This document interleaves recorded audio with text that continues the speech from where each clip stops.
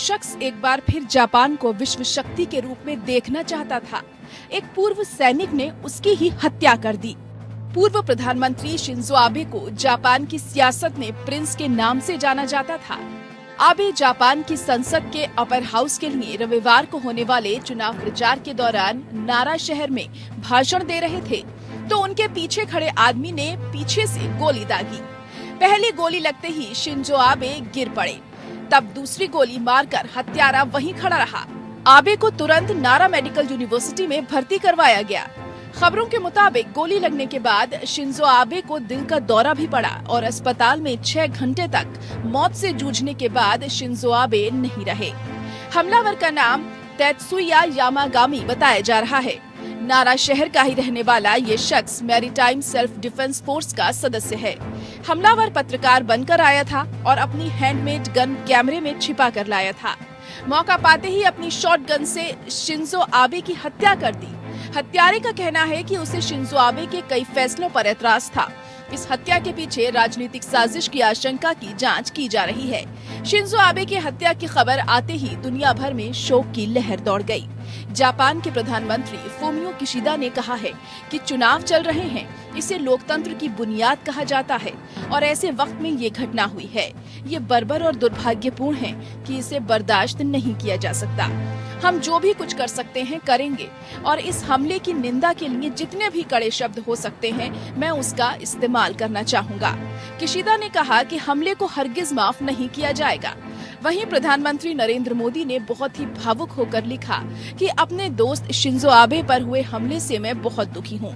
मेरी संवेदना परिवार और जापान के लोगों के साथ है। पीएम मोदी ने एक दिन के राष्ट्रीय शोक का भी ऐलान किया है।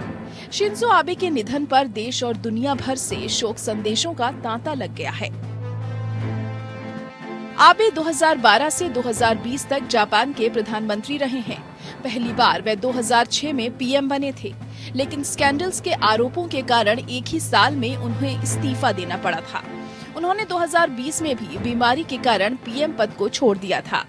67 वर्षीय आबे को कई साल से अल्सरेटिव कोलाइटिस की समस्या थी। हाल में उनकी तबीयत ज्यादा बिगड़ गई थी। शिंजो की लोकप्रियता का आलम ये था कि पार्टी ने अपने संविधान में संशोधन कर उन्हें तीसरी बार पीएम बनने का मौका दिया था। आबे विदेश नीति को लेकर काफी आक्रामक रुख के लिए पहचाने जाते थे। आबे चाहते थे कि दूसरे विश्व युद्ध के बाद लागू हुए जापान के शांतिवादी संविधान को संशोधित किया जाए। शिंजो आबे ने इसी साल फरवरी में कहा था कि जापान को लंबे समय से जारी एक वर्जना को तोड़ देना चाहिए और परमाणु हथियारों पर सक्रिय बहस शुरू करनी चाहिए। वो जापान को आत्मरक्षा के अधिकार की वकालत करते हुए अपने देश को एक मिलिट्री पावर बनाने के पक्ष में थे। जापान के पूर्व विदेश मंत्री शिंतारो आबे के पुत्र शिंजो आबे के दादा नोबुसुके किशी जापान के प्रधानमंत्री रह चुके हैं। शिंजो आबे का भारत से बहुत दोस्ताना रिश्ता रहा है। उन्हें मोदी सरकार ने पद्म विभूषण के पुरस्कार से सम्मानित किया है। 2017 में बतौर जापान के प्रधानमंत्री आबे भारत दौरे पर आए थे और गुजरात भी गए थे।